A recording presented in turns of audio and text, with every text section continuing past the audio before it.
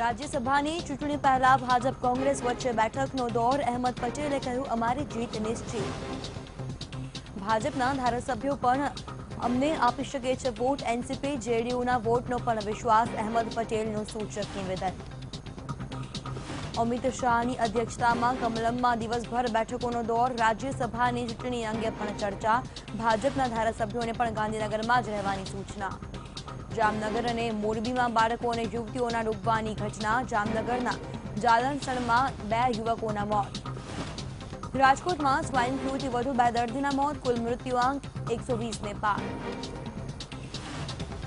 UP Madhya Pradesh બાદ ગુજરાતમાં પણ બની ચોટી કાપવાની ઘટના. માણસના માણિકપુરમાં નિંદ્રાધીન મહિલાનો ચોટલો કપાયો. ગુજરાત સહિત સમગ્ર દેશમાં રક્ષાબંધનના પવિત્ર પર્વની ઉજવણી. ક્યાંક સેનાના જવાનો સાથે ઉજવણી તો ક્યાંક ભાઈની ગેરહાજરીમાં પણ ઉજવણી.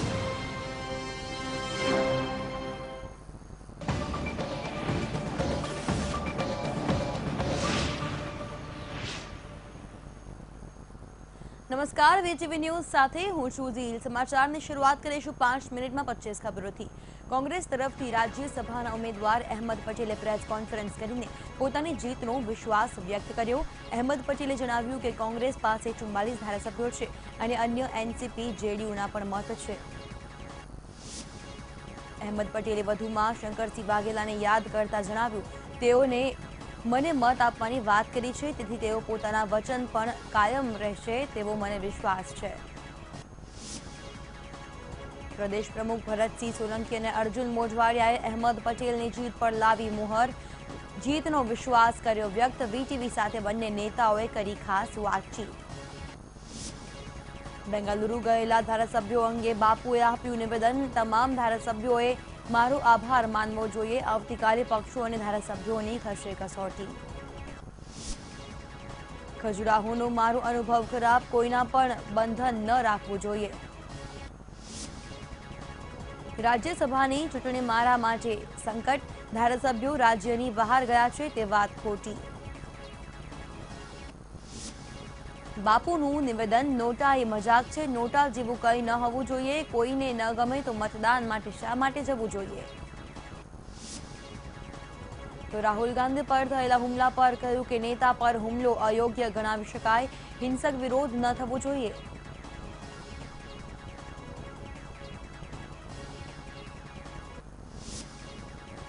જામનગરના કોંગ્રેસી નારાજ ધારાસભ્ય હકુભા જાડેજાએ સમર્થકો સાથે કરી વાત. સતત થતી અવગણનાને આગળ ધરીને હકુભાએ કોંગ્રેસ હાઈકમાન્ડની કાઢી ઝાટકણી. હકુભાએ પ્રદેશ અને રાષ્ટ્રીય કોંગ્રેસ તરફથી થતી અવગણનાના સમર્થકો સમક્ષ કરી રજૂઆત. સાથે જ કાંધલ જાડેજાએ પોતાની પાર્ટી સામે નારાજગી કરી જાહેર. 9 દિવસ બાદ બેંગાલુરુથી કોંગ્રેસ ધારાસભ્યો પહોંચ્યા આણંદ. આણંદના નિજાનંદ રિસોર્ટમાં કરાઈ છે ખાસ વ્યવસ્થા. ધારાસભ્યો સાથે કોંગ્રેસના તમામ સિનિયર નેતા હાજર. નિજાનંદ રિસોર્ટમાં દિવસભર બેઠકોનો દોર રહેશે ચાલુ. તો રક્ષાબંધનને લઈને કરાઈ ખાસ વ્યવસ્થા. ધારાસભ્યોની બહેન આવી શકશે રિસોર્ટમાં. અમદાવાદથી આણંદ લઈ જતી વખતે કોંગ્રેસ એમએલએને પોલીસ પ્રોટેક્શન અપાયું. દરેક એમએલએને 1 પીએસઓ અને 2 હથિયારધારી જવાનોનું પ્રોટેક્શન અપાયું.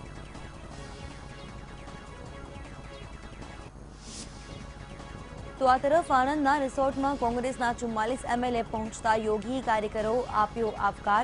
સાથે જ ભાજપા પર રોષ ઠાલવતા કર્યો સૂત્રોચ્ચાર.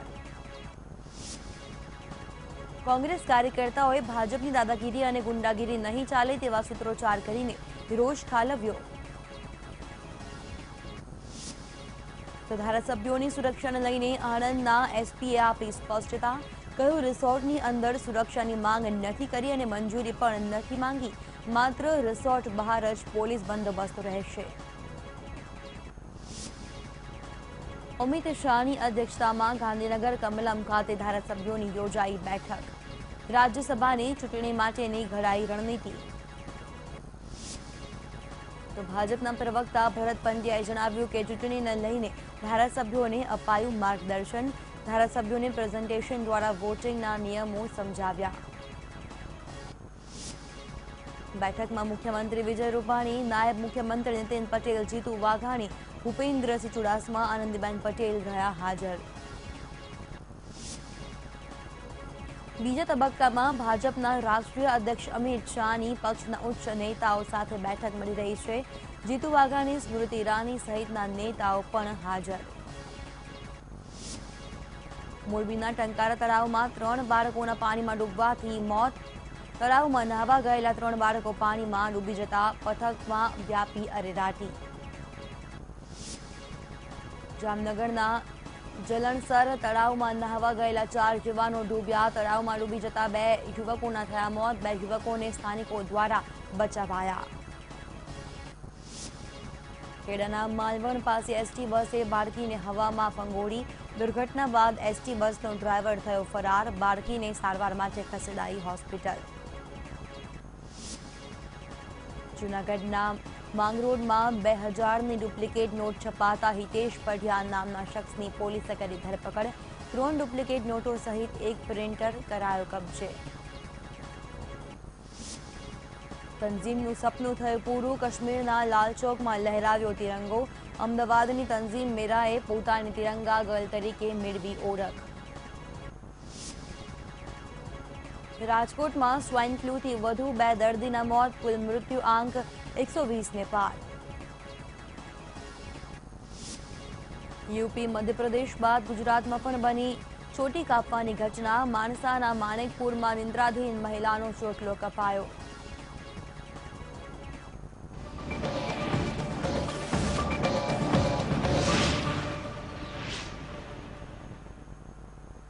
અને હવે જોઈશું સમાચારો વિગતવાર. કોંગ્રેસના રાજ્યસભાની ચૂંટણી માટેના ઉમેદવાર અહેમદ પટેલે પ્રેસ કોન્ફરન્સ કરીને પોતાની જીતનો વિશ્વાસ વ્યક્ત કર્યો. અહેમદ પટેલે જણાવ્યું કે કોંગ્રેસ પાસે 44 ધારાસભ્યો છે અને અન્ય એનસીપી, જેડીયુના પણ મત છે. તેથી કોંગ્રેસ પક્ષનો નિશ્ચિત વિજય થશે. સાથે કોંગ્રેસના અન્ય 7 ધારાસભ્યોએ કોને મત આપવો તે અંગે કંઈ નક્કી કર્યું નથી. તેથી તેમના પણ મત અમને મળી શકે છે. તો શંકરસિંહ મુદ્દે તેમણે જણાવ્યું કે શંકરસિંહે પોતે પણ તેમને મત આપવાની વાત કરી છે. તેથી તેઓ પોતાના વચન પણ કાયમ રહેશે.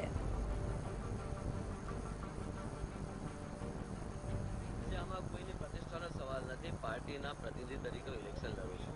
મને મારા ધારાસભ્યો પર સંપૂર્ણપણે વિશ્વાસ છે અને ચોક્કસપણે પરિણામ ખૂબ જ સારું આવશે અને અમારા પક્ષમાં આવશે. બાકીના પણ હજુ બાકીના સભ્યો છે. અમારા 44 ઉપરાંત બાકીના જે સભ્યો છે હજુ કોઈ નિર્ણય નથી લીધો. બાકીના 7 સભ્યો તદ ઉપરાંત એનસીપી છે, જેડીયુ છે, બીજા પણ મત છે. એટલે પરિણામ ખૂબ જ સારું આવશે. એમાં મને સહેજે શંકાને સ્થાન નથી. શંકરસિંહજીએ પોતે જ વાત કરી છે કે મને મત આપશે અને હું માનું છું ત્યાં સુધી એમના વચન ઉપર કાયમ રહેશે. આવતીકાલે રાજ્યસભાની ચૂંટણી માટે મતદાન યોજાવાનું છે. ત્યારે પ્રદેશ પ્રમુખ ભરતસિંહ સોલંકીએ અહેમદ પટેલની જીતનો દાવો કર્યો હતો. તો અર્જુન મોઢવાડિયાએ પણ કોંગ્રેસની જીત થશે તેવો વિશ્વાસ કર્યો વ્યક્ત. સાથે અહેમદ પટેલે વીટીવી સાથે ખાસ વાતચીત કરી હતી. આજે ચૂંટણીમાં તમે પરળું તમારી બાજુ જોઈ રહ્યા છો, કેવી રીતે જોઈ રહ્યા છો? ચોક્કસપણે વિજય થશે કોંગ્રેસના ઉમેદવાર તરીકે. કેટલા વોટ તમે માનો છો? સારા એવા મત આપશે. આશ્ચર્યજનક ખાસ કરીને જે ધારાસભ્યો છે 7 જેટલા ધારાસભ્યો છે કોંગ્રેસ, મને વિશ્વાસ છે એ પણ મત આપશે. રાજ્યસભાની ચૂંટણી મામલે અહેમદ પટેલે આપ્યું છે મહત્વનું નિવેદન. એનસીપી કોંગ્રેસને સપોર્ટ કરશે. એનસીપીના દિગ્ગજ નેતાઓ સાથે ચૂંટણી મામલે વાત થઈ ગઈ છે. બીજી તરફ અહેમદ પટેલે એ પણ જણાવ્યું હતું કે દરેક ચૂંટણીઓમાં ભાજપ કોંગ્રેસને ટાર્ગેટ કરે છે. नो बनाने आज अभी मुझे मैसेज आया कि उन्होंने सपोर्ट अनाउंस किया है, वो अपना व्हिप भी जारी करें. ओके, धन्यवाद. नो बनाने आज अभी मुझे मैसेज आया कि उन्होंने सपोर्ट अनाउंस किया है, वो अपना व्हिप भी जारी करें. ओके, धन्यवाद. पहली बार मैं ये देख रहा हूँ. It's like a political war. मुझे नहीं मालूम इस तरह से सिर्फ मुझे टारगेट करके ये क्यों किया जा रहा है. हमारे वोट ज्यादा थे, 16 वोट ज्यादा थे, उसके बावजूद इन्होंने कैंडिडेट रखा. इट मीन्स वो हॉस्टेटिंग करना चाहते हैं. कौन कर रहा है सर? अब जो कौन रहे हैं वो तो आप सब जानते हैं. सामने जो है वही लोग कर रहे हैं, जिम्मेवार लोग कर रहे हैं. તો કોંગ્રેસના ધારાસભ્યો આણંદના નિજાનંદ રિસોર્ટમાં પહોંચ્યા ત્યારે કોંગ્રેસના પૂર્વ સાંસદ સોમા ગાંડા ધારાસભ્યોને મળવા નિજાનંદ રિસોર્ટ પહોંચ્યા હતા. તેમણે જણાવ્યું હતું કે ભાજપની દાદાગીરીના કારણે ધારાસભ્યોને રિસોર્ટમાં રહેવું પડ્યું હતું. તેમણે કોંગ્રેસ પાસે પૂરતા ધારાસભ્યોનું પીછબળ હોવાની પણ વાત કરી હતી.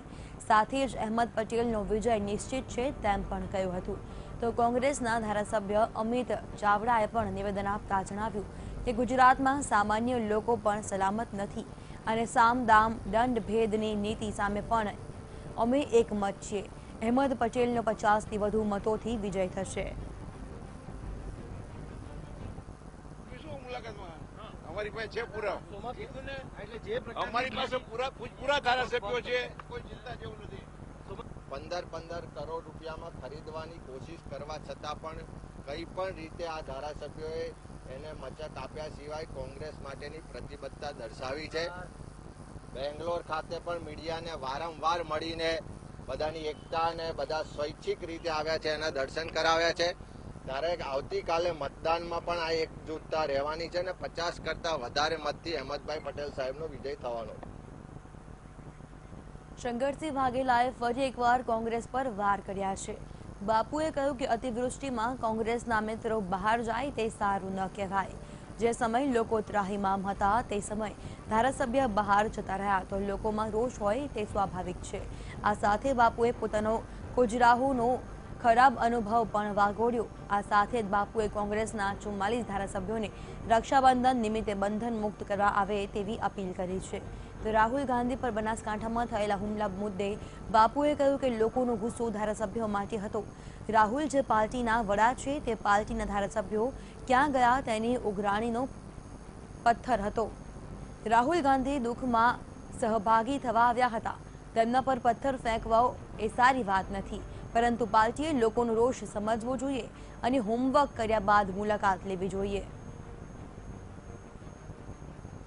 અતિવૃષ્ટિમાં કોંગ્રેસના મિત્રો બહાર જતા રહે સારું નહીં.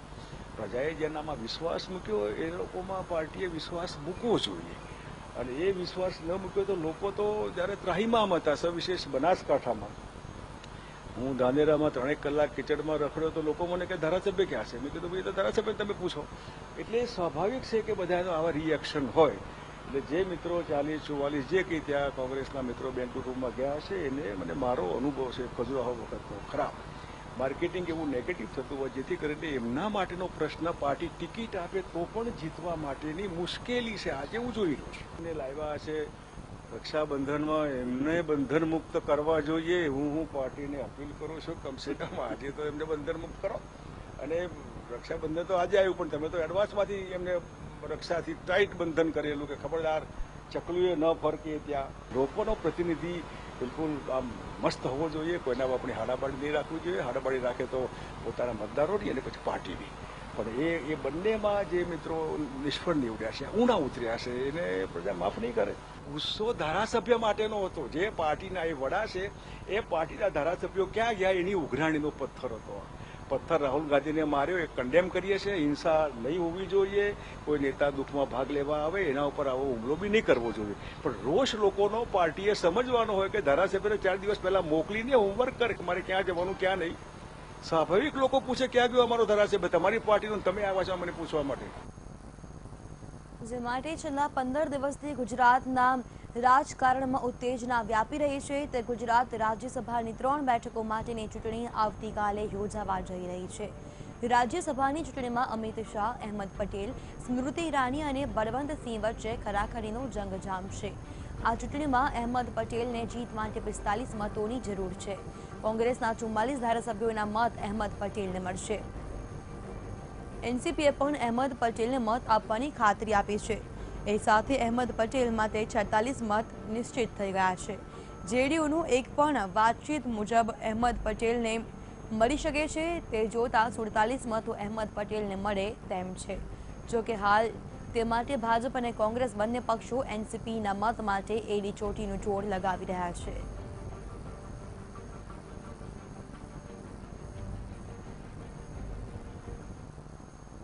ગુજરાત કોંગ્રેસ રાજ્યસભાની ચૂંટણી માટે મરણિયા પ્રયાસો કરી રહી છે.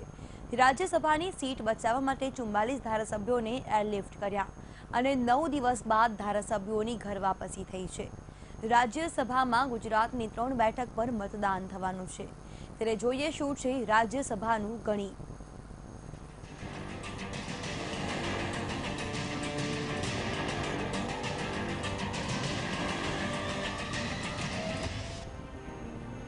ગુજરાતના રાજકારણમાં છેલ્લા કેટલાક દિવસથી ભારે ઉથલપાથલ જોવા મળી છે. રાષ્ટ્રપતિ પદની ચૂંટણીમાં કોંગ્રેસના કેટલાક ધારાસભ્યોએ ક્રોસ વોટિંગ કર્યું, તો ત્યારબાદ રાજ્યસભાની ચૂંટણી પૂર્વે ભારે પક્ષ પલટો જોવા મળ્યો. કોંગ્રેસ રાજ્યસભાની સીટ બચાવવા માટે એડી ચોટીનું જોર લગાવી રહી છે. ગુજરાતમાં રાજ્યસભાની 3 બેઠકો માટે ચૂંટણી યોજાવાની છે. તેમાં ભાજપ તરફથી અમિત શાહ, કેન્દ્રીય મંત્રી સ્મૃતિ ઈરાની અને કોંગ્રેસમાંથી આવેલા બળવંતસિંહ રાજપૂતે ઉમેદવારી નોંધાવી છે, તો સામે કોંગ્રેસ તરફથી અહેમદ પટેલે ઉમેદવારી નોંધાવી છે.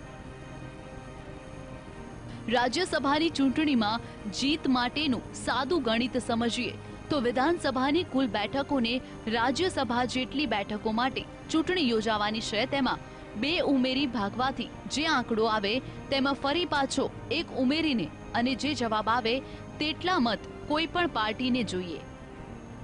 ગુજરાત વિધાનસભામાં કુલ 182 ધારાસભ્યો છે, જેમાંથી 6 ધારાસભ્યોએ રાજીનામા આપ્યા છે, એટલે કે હવે 175 ધારાસભ્ય રહ્યા છે. હવે રાજ્યસભાની 3 બેઠક માટે ચૂંટણીઓ યોજાવાની છે, એટલે કે રાજ્યસભાની 3 બેઠકમાં 1 ઉમેરીએ એટલે કે 4 થાય અને ત્યારબાદ 175 ભાગ્યા 4 કરીએ તો 44 આવે અને તેમાં 1 ઉમેરીએ એટલે 45 જવાબ આવે. ગુજરાતમાં ભાજપ કે કોંગ્રેસને રાજ્યસભામાં જવા માટે 45 મતની જરૂર છે. કોંગ્રેસના કુલ 57 ચૂંટાયેલા ધારાસભ્યો હતા, તેમાંથી 6 ધારાસભ્યોએ રાજીનામું આપ્યું છે. હાલ કોંગ્રેસ પાસે 51 ધારાસભ્યો છે, તેમાં 2 ધારાસભ્ય એનસીપીના છે, જેનો મત કોંગ્રેસને ગણી શકાય. ભાજપ પાસે હાલ 120 મત છે, જેથી 2 બેઠક પર તો ભાજપની જીત પાક્કી છે. જો કે 51 ધારાસભ્યો કોંગ્રેસ તરફી મત આપે તો અહેમદ પટેલ જીતી જાય. રાષ્ટ્રપતિની ચૂંટણીના પરિણામ પર નજર કરીએ તો ગણિત બદલાય છે. રામનાથ કોવિંદને 11 મત વધુ મળ્યા હતા, એટલે કે કોંગ્રેસના 11 ધારાસભ્યોએ ક્રોસ વોટિંગ કર્યું હતું. તે મુજબ અહેમદ પટેલને 45ના આંકડા સુધી પહોંચવું મુશ્કેલ બની શકે છે. અમિત શાહ અને સ્મૃતિ ઈરાનીની જીત નક્કી છે, જ્યારે બળવંતસિંહને ભાજપના ધારાસભ્ય તો મત આપશે જ, પરંતુ જરૂર મતોની ઉણપ કોંગ્રેસના બળવાખોરો પૂરી કરી શકે છે, જેથી અહેમદ પટેલ માટે જીતનું એક કિરણ તો દેખાય જ છે. Bureau report, VTV news. Amit શાહની અધ્યક્ષતામાં ગાંધીનગર કમલમ ખાતે ધારાસભ્યોની બેઠક યોજાઈ, જેમાં પ્રથમ તબક્કામાં ધારાસભ્યોની બેઠક યોજાઈ ગઈ હતી, જ્યાં રાજ્યસભાની ચૂંટણી માટેની રણનીતિ ઘડાઈ હતી. જ્યાં ભાજપના પ્રવક્તા ભરત પંડ્યાએ જણાવ્યું હતું કે ચૂંટણીને લઈને ધારાસભ્યોને માર્ગદર્શન અપાયું હતું. ધારાસભ્યોને પ્રેઝન્ટેશન દ્વારા વોટિંગના નિયમો સમજાવાયા હતા. જો કે મીટિંગ બાદ ભાજપ આગામી કાર્યક્રમોની જાહેરાત કરશે. કોંગ્રેસના ધારાસભ્યો બંધક છે અને ભાજપના ધારાસભ્યો લોકસેવા કરી રહ્યા છે. બેઠકમાં મુખ્યમંત્રી વિજય રૂપાણી, નાયબ મુખ્યમંત્રી નીતિન પટેલ, જીતુ વાઘાણી, ભૂપેન્દ્રસિંહ ચુડાસમા, આનંદીબેન પટેલ હાજર રહ્યા હતા.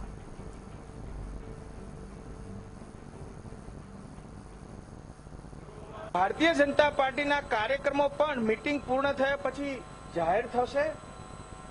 અત્યારે રાજ્યસભાની ચૂંટણીમાં ભારતીય જનતા પાર્ટીના 3 ઉમેદવાર જીતે એ પ્રમાણે એનું માર્ગદર્શન આપવામાં આવ્યું છે અને જે વોટિંગ કરવાનું છે એના સંદર્ભમાં પણ એના નિયમો પ્રેઝન્ટેશન દ્વારા દરેક ધારાસભ્યોને સમજાવવામાં આવ્યા છે. તો આવતીકાલે રાજ્યસભાની ચૂંટણી માટે મતદાન યોજાવાનું છે, ત્યારે ભાજપ અને કોંગ્રેસ એડી ચોટીનો જોર લગાવી રહ્યા છે. કોંગ્રેસની માફક ભાજપે પણ પોતાના ધારાસભ્યોને સૂચના આપી છે. સૂત્રો દ્વારા મળતી વિગત મુજબ ભાજપે પોતાના ધારાસભ્યોને કોઈની સાથે મુલાકાત નહીં કરવા માટે સૂચના આપી છે, તથા ભાજપના કોઈ પણ ધારાસભ્ય પોતાના ઘરે જઈ નહીં શકે. ગાંધીનગરમાં જ આજનો દિવસ રોકાવું પડશે. મતદાન ન થાય ત્યાં સુધી ભાજપના ધારાસભ્યોને ગાંધીનગરમાં જ રોકાણ કરવાની સૂચના આપવામાં આવી છે. પાટીદાર ધારાસભ્યો અને ક્રોસ વોટિંગને લઈને ભાજપને ડર લાગ્યો હોય તેવું હાલ તો દેખાઈ રહ્યું છે.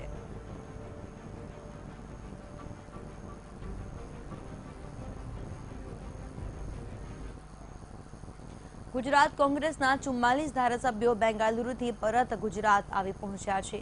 અહીં પણ તેમને સખત પહેરામાં રાખવામાં આવ્યા છે અને આ તમામ ધારાસભ્યો હતી સીધા કાલે મતદાનના મેદાનમાં નજર આવશે.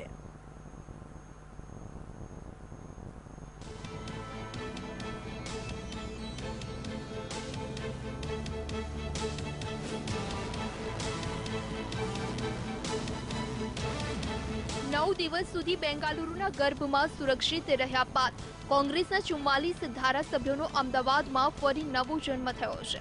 અહીં તો બેંગાલુરુ કરતા પણ ભવ્ય સ્વાગત અને કિલ્લાબંધી છે. આગળ પાછળ ગાડીઓની વચ્ચે 44 ધારાસભ્યોની સવારી આણંદ નિજાનંદ રિસોર્ટમાં પહોંચી ગઈ.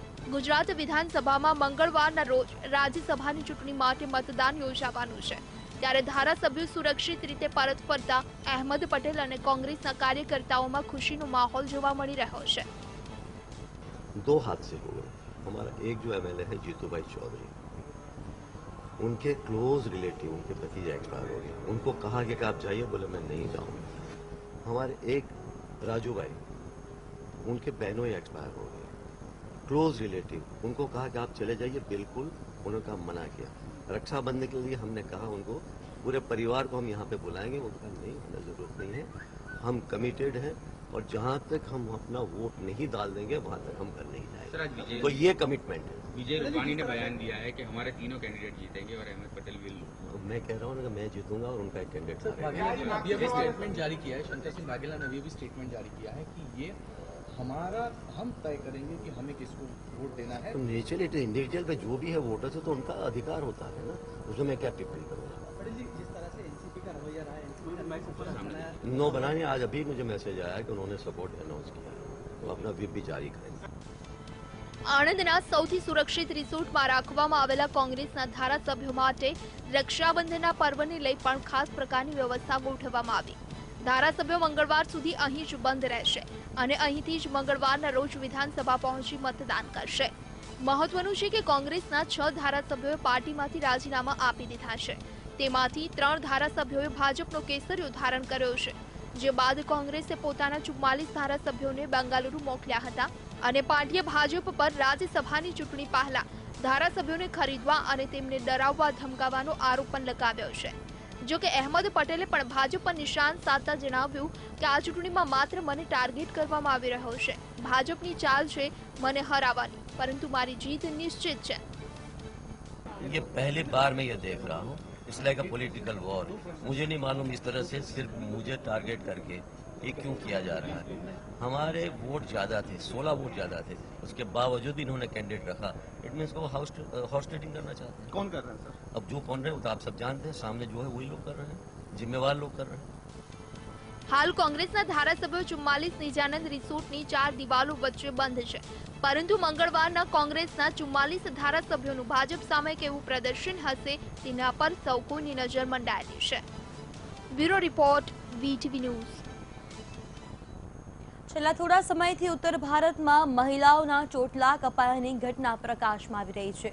પણ ચોટલા કોણ કાપી જાય છે તે અંગે કોઈ પુરાવા મળતા નથી. આવો જ એક ચોટલો કપાયાનો એક કિસ્સો ગુજરાતમાં બન્યો છે. ગુજરાતના ગાંધીનગરના માણસા તાલુકાના માણેકપુરમાં એક મહિલાનો ચોટલો કપાયો હતો. અત્રે ઉલ્લેખનીય છે કે મહિલા નિંદ્રાધીન હતી ત્યારે તેનો ચોટલો કપાયો છે. એટલે ચોટલો કોણ કાપી ગયું તેનું રહસ્ય હજુ પણ અકબંધ છે. અત્યાર સુધી ગુજરાત બહારના રાજ્યોમાં ખાસ કરીને ઉત્તર પ્રદેશ અને બીજા રાજ્યોમાં ચોટલા કપાઈ જવાની ઘટના બની છે. ત્યારે આ ચોટલો કોણ કાપી જાય છે તે હવે તપાસનો વિષય બન્યો છે અને હવે ગુજરાતમાં પણ ચોટલો કપાવવાની ઘટનાએ મહિલાઓમાં છુપો ડર ઊભો કર્યો છે.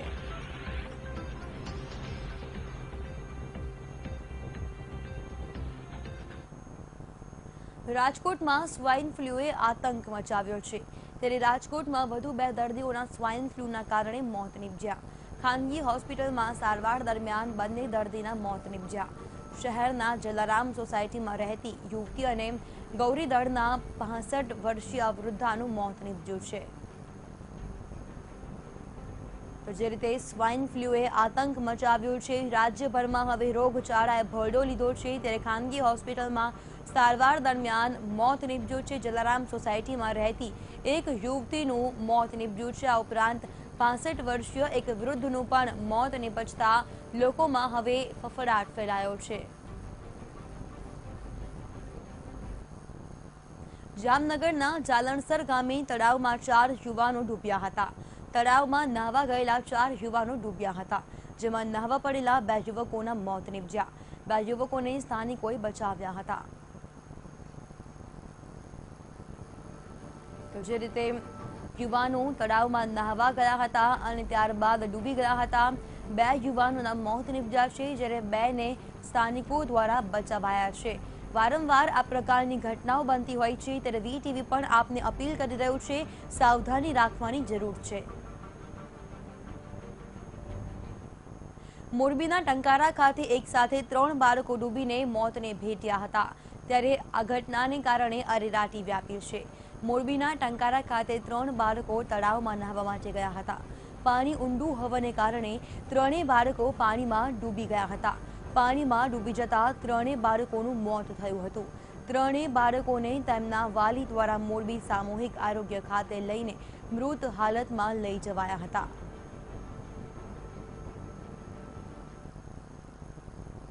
ખેડીના માલવણ પાસે એસટી બસે બાળકીને હવામાં ફંગોળી હતી।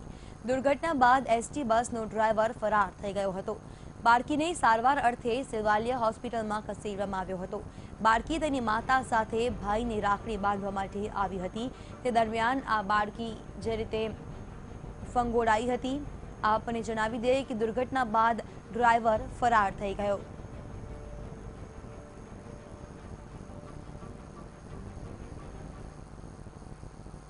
તો આ સાથે જ સમાચારોમાં અત્યારે બસ આટલું જ। વધુ સમાચારો માટે આપ જોતા રહો વીટીવી ન્યૂઝ। નમસ્કાર।